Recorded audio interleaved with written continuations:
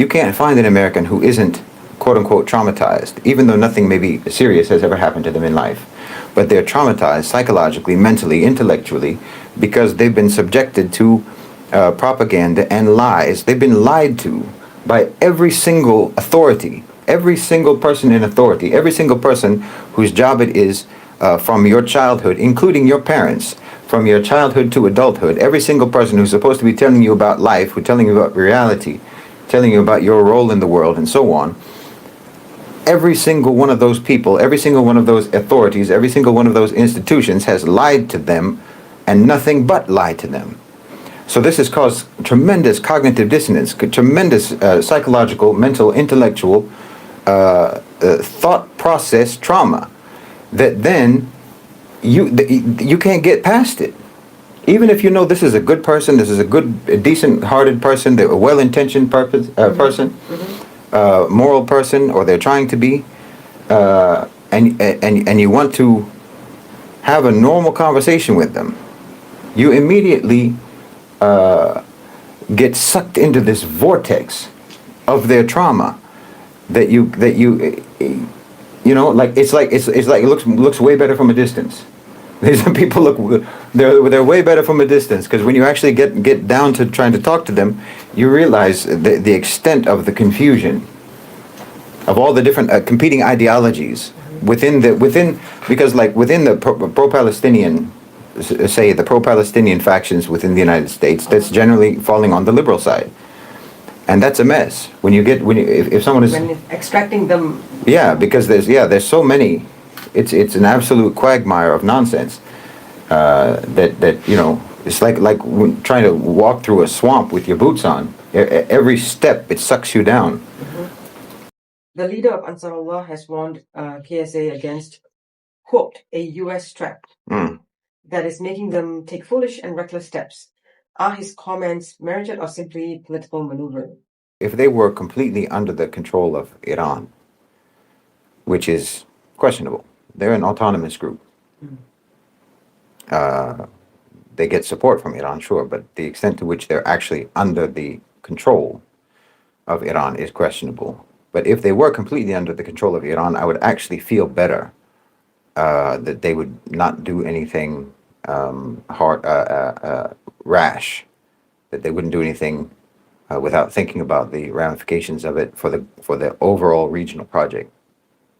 But when they start talking about, I mean, if you're going to start talking about threatening Saudi Arabia, you are already yourself falling for an American trap, because you need to be united. You need to be working in a way of solidarity and coordination, which you've been doing, you know, for months now. You've been doing it. There's been coordination between Riyadh and the Houthis and Iran and Hezbollah and Hamas, whether anyone likes to believe it or not, and all of the BRICS countries. So if you're talking now about some sort of threat against Saudi Arabia, then you're the one who's falling for an American trap, because that's exactly what they want to see happen. You don't need to give. I mean, after they just had the Houthis just did a drone strike in Tel Aviv against or either against the U.S. embassy or just nearby the U.S. embassy. Yeah. Don't put more pressure on the Saudis than they can bear with regards to the pressure that they will be under to do something about you. Yeah. That you don't go too far now. You have to. This has to be done in a reasonable, measured way, to where the Saudis can continue to intervene on your behalf to make sure that they don't have to come after you. But if you're going to do provocative actions that's going to put more pressure on the Saudis, then you're the one who's falling for an American trap. The ruling was, you know, that it is apartheid and that the occupation is illegal. Illegal, yeah, it's clear as day. Number 2, are countries emboldened by the ICJ ruling today to call Israel an apartheid state and condemn it? Shouldn't every international organization now start economic and cultural sanctions against Israel? Yeah, well, they have provided the framework for that. They provided the groundwork for that. They provided you with a reason why, if you were hesitant about it or nervous about it, you should realize this is not controversial anymore. Yeah, it's solid. Yeah, no one can blame you. No one can say that you're some kind of a radical because you say it's an apartheid regime. Yeah. That's the official position of international law. Yep. Indigo awareness. So if you don't think that that's the case, then you're a radical. If you don't think, if you disagree with international law, if you disagree with the ICJ, you're the one who's radical.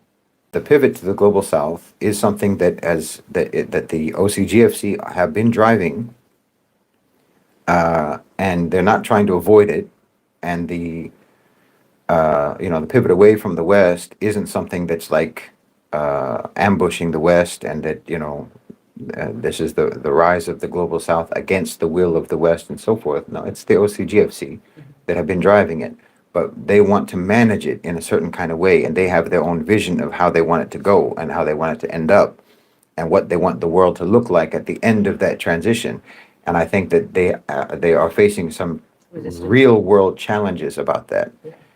And because they are business people, not ideologues, they will take the deal that they can get. Yeah.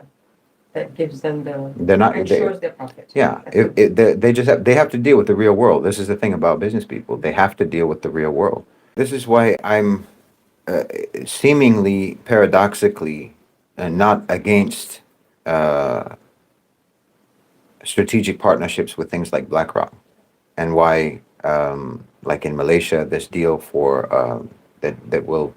It's really I think that they're first of all they're exaggerating the importance of BlackRock's role in this deal with the airport managing of the airports. Just for context, about the Malaysian. Yeah. There's a deal, a potential deal, where Malaysian airports will be the ownership will shares of the ownership will go to a consortium, a foreign consortium, which is includes both UAE, I think, Abu Dhabi.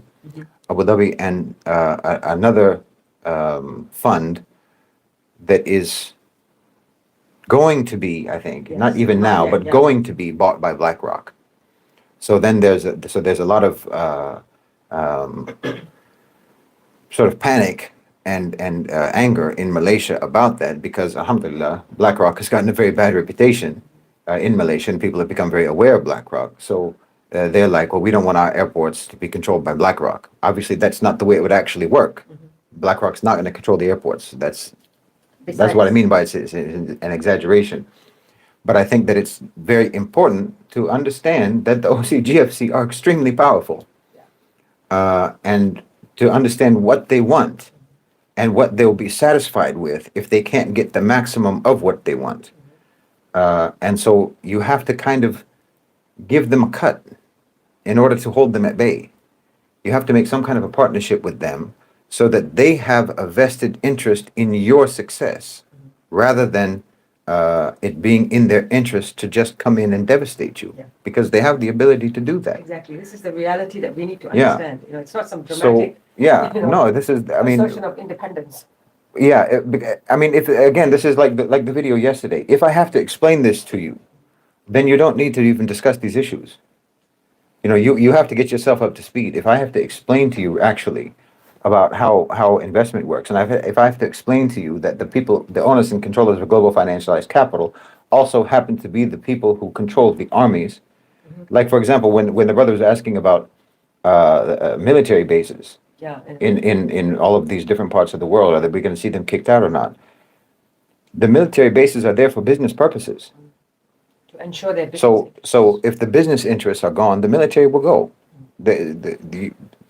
Don't put the cart before the horse. The getting the military out is, first of all, not even the point. That's not actually what shows the control and the domination by the West, isn't their military presence. It's why the military presence is there in the first place, which is that they have an interest in your country, a business, financial, economic interest in your country, that they're trying to protect, meaning the interest that they have in your country has been secured already, and they need to secure it further by their military presence. So if you're like with bin Salman making a partnership with BlackRock, UAE making partnerships with BlackRock, Malaysia, making potential partnerships with BlackRock. To me, this is very strategic and very tactful. It's very clever. It's very cunning. It's very savvy. Understanding the threat that these people pose, that you have to try to hold them at bay. You have to try to satisfy them because you can't make them go away. You can't pretend that they don't exist. You can't just put your head in the sand and pretend that BlackRock's not going to come around, that the OCGFC aren't going to come around. If you just, you know, Yeah. I won't have anything to do with you, therefore I'm safe from you. It doesn't sorry. work like that. Yeah. That's exactly what makes you unsafe. Yeah, you make yourself open to your vulnerabilities. Yeah. By doing so. They can't treat you in a hostile manner when you're partners.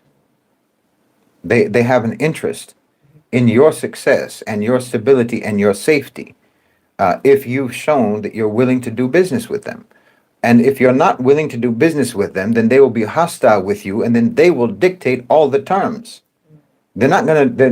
It's not like they will just lose interest with you. It's not like they're gonna knock on your door, and if you don't answer, they'll go away. They'll burn the house down. You know. But if they knock on the door and you answer the door, you invite them in and have tea or what have you, and then they will know that you're not hostile. And then they'll know, oh, okay, we can deal with these people like this in a civil manner. But if we push too much, then we won't get what we want. I'm talking about like BlackRock. If we push too much, if we're too hostile, then it must escalate. Yeah. So the Muslim way of doing things is to always try to avoid escalation. Yeah. We want to avoid escalation. We want harmony and decent civil dealings with people. So, okay, I understand. You're a rich, greedy bastard, and you want access to my resources. I understand that. And I also understand that if I completely shut you out, then you're going to bring an army.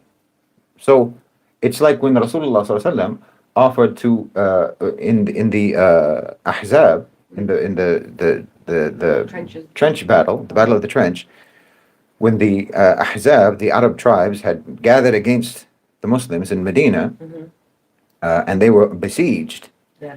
that Rasulullah SAW suggested offering some of the tribes a share of their crops, basically to buy them off, to make them go away. Meaning they didn't end up doing it, but meaning that such an idea is a good idea and it's a strategy and it's halal and it's allowed to do, because it would secure the safety of the Muslims by giving them a share. Because if you don't give them a share, then you're going to be in a hostile confrontational situation where you might end up losing everything. Yeah, which again I want to. By giving them a share, you secure the rest. Yeah.